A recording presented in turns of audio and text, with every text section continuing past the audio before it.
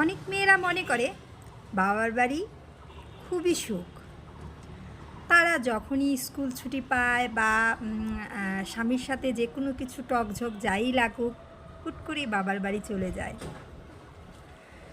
তাদের কাছে ধারণা বাবার বাড়ি তাদের একমাত্র সুখের জায়গা। তো ভিডিওটা তাদের জন্যই বানানো। অবশ্যই কিন্তু ব্যাডভাবে, মানে আমাকে খারাপভাবে নেবেন না। একটা ডিভোর্সি মেয়েকে প্রশ্ন করে দেখবেন বাবার বাড়ি কতটা সুখ। আমার মনে হয় সবচেয়ে উত্তম উত্তরটা সেই মেয়ের কাছ থেকেই আপনি পেয়ে যাবেন। একটা মেয়ে বিয়ের আগে বাবার বাড়িতে যতটা সুখ বা তাদের মেয়ে হিসাবে থাকে, বিয়ের পরে না ওইরকম থাকে না। বিয়ের পরে মেয়েরা পর হয়ে যায়, সবার ক্ষেত্রে বলবো না। আবার অনেকে আছে এখানে কমেন্ট করবেন, অনেক নেগেটিভভাবে নেবেন।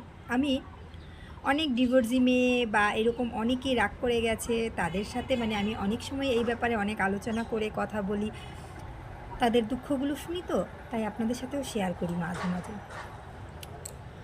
তো আমি অনেককেই দেখেছি স্কুল ছুটি হলে বা কিছু স্বামীর সাথে কিছু হলেই টকঝোক যাই লাগুক, বছরের পর বছর, মাসের পর মাস বাবার বাড়ি থাকতে তাদের খুব ভালো লাগে।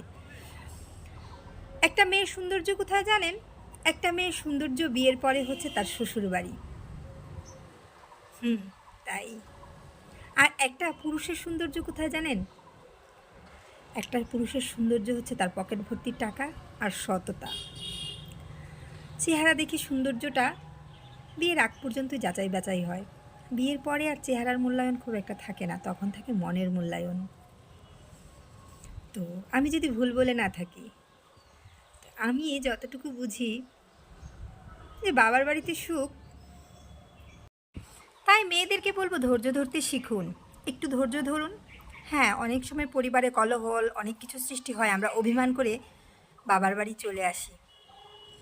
তো আমরা যদি একটু ধৈর্য ধরি, 1 দিন 2 দিন 3 দিন, দেখবেন সৃষ্টিকর্তা উপর থেকেই আপনার উপরে কৃপা বর্ষিত করবে।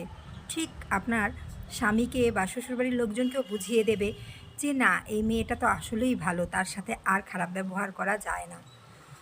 তো তাই একটু ধৈর্য ধরুন, সুন্দর কিছু উপহার সৃষ্টিকর্তার তরফ থেকে আপনি পাবেন।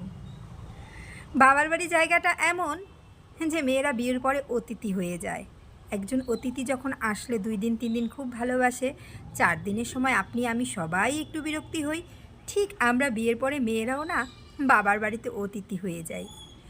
তখন শ্বশুরবাড়ি থেকে যখন বাবার বাড়ি যাই, খুব ভালোবাসা আদর যত্ন থাকে। যখন আপনি একবারে চলে যাবেন, তখন পরিস্থিতিটা অন্যরকম থাকবে।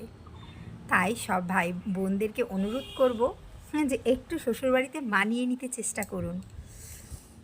তবে কিছু কিছু পরিস্থিতি আসলেই মানিয়ে নেওয়া যায় না, এটা আমিও বুঝি। কিন্তু যারা ছোট ছোট কারণে অকারণে অভিমান করে বাবার বাড়ি চলে আসেন, বাবার বাড়িটাকে সুখ বলে মনে করেন, তাদেরকে বলছি একটু মানিয়ে নিন। মেয়েরা প্রকৃত সুখ এবং প্রকৃত সৌন্দর্য তার শ্বশুর বাড়িতেই মানায় বিয়ের পরে। বাবার বাড়িতে যখন আপনি থাকবেন, পাশের বাড়ির মহিলাটাও জিজ্ঞাসা করবে, কিরে কবে যাবি শ্বশুর বাড়ি? এটা বিশ্বাস না হলে আপনি কিছুদিন বাবার বাড়ি যান, বলবে না যে আর কটা দিন থেকে যা, এই তো এলি, বলবে এই তো কবে যাবি। এটাই নিয়ম, কারণ আপনার প্রকৃত ঠিকানাটা যে শ্বশুর বাড়ি। তো যাই হোক, আমার ভিডিও যদি কারো ভালো লেগে থাকে অবশ্যই লাইক কমেন্ট শেয়ার করে দিবেন। আর আমার ভিডিও কারো কষ্ট লেগে থাকলে আন্তরিকভাবে দুঃখিত। আর এরকম ভিডিও পেতে হলে বেশি বেশি লাইক কমেন্ট করেন,